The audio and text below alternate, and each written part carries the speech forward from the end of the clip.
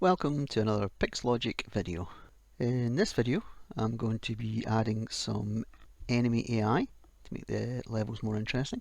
Firstly, what I'm going to point out is in the assets I've added a Prefabs folder. Okay, now if something is in blue, as you'll see up here, these are all prefabs. Now to add a prefab to my prefab window, just take it and you drag it down and you create an original prefab. Now the reason I'm doing this is if I want to change any of these prefabs, it will only change it within the game I'm creating and won't change the prefabs that come with the Corgi engine. So they'll always be there as a backup. Now if you want to know more about prefabs, I would look it up in Unity Learn. I'll pop a link on for that at the bottom of the video and on my website. Okay, so to add some enemies, what we're going to do first, we'll open up levels and we are going to add an empty game object and we're going to call it enemies. What we'll do is we'll just drop all our enemies in here so we can keep a. Open up your demos, go into retro and we'll go to retro AI. I'm going to save that. Now retro AI has a whole bunch of enemies in here using different scripts.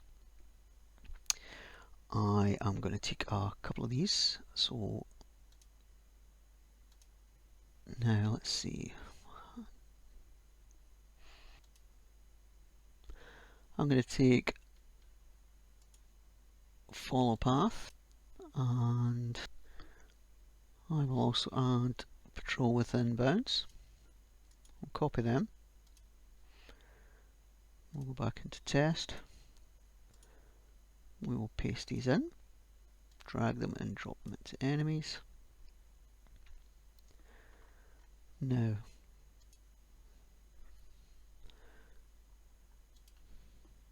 change to 0 and 0. Let's have a look at within bounds.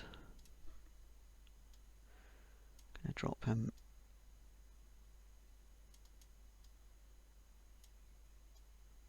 here and we'll go and have a look.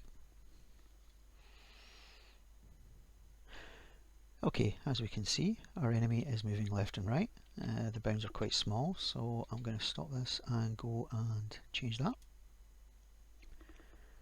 We just scroll down here and there we go, the bounds. So the bounds extend left by 2 and bound right by 1, so we'll just zoom in about here.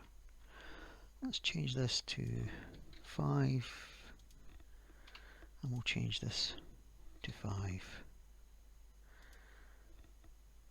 We will restart.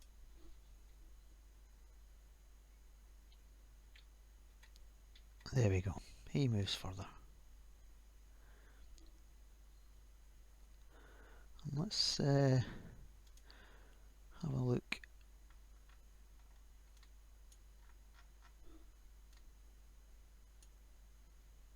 at the follow path retro blob. Can move him down here.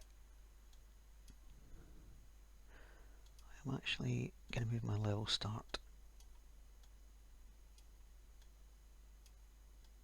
There we go, and let's have a look.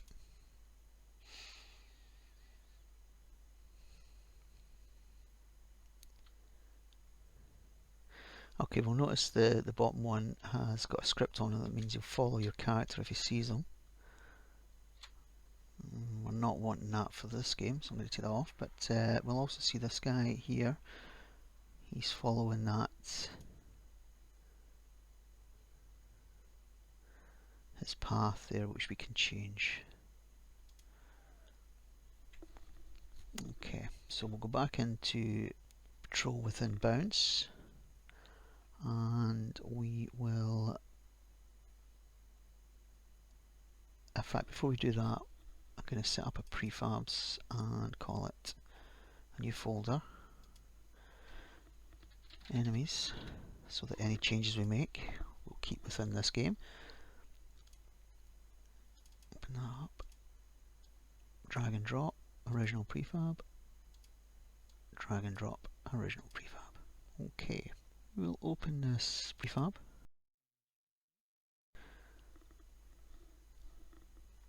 And I will remove this script here. Now if I play, that enemy should no longer follow my character.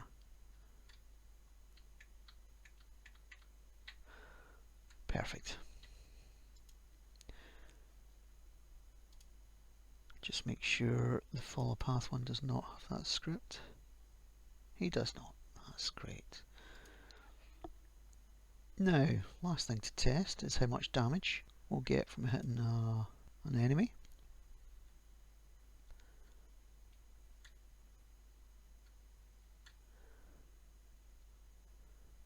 Okay, so that's not taking a life off.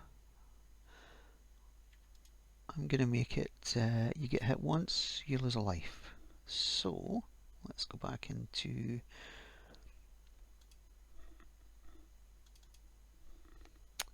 the prefab.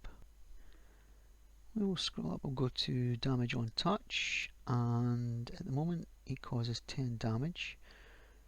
Let's put that up to 100, and we will press play. Okay, let's see what happens when we get hit. There we go. We lose 1 heart at the top here. And again, that's what we're looking for.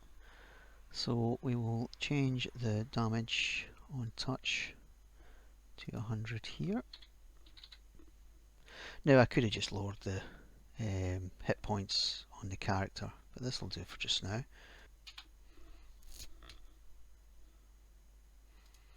Okay, we now have all our elements for our game. We've got the collectibles, we've got ladders, we've got moving platforms, we've got our static platforms. We've got 2 different types of AI. In the next episode, we're going to block this in, we're going to do a level and see how it plays.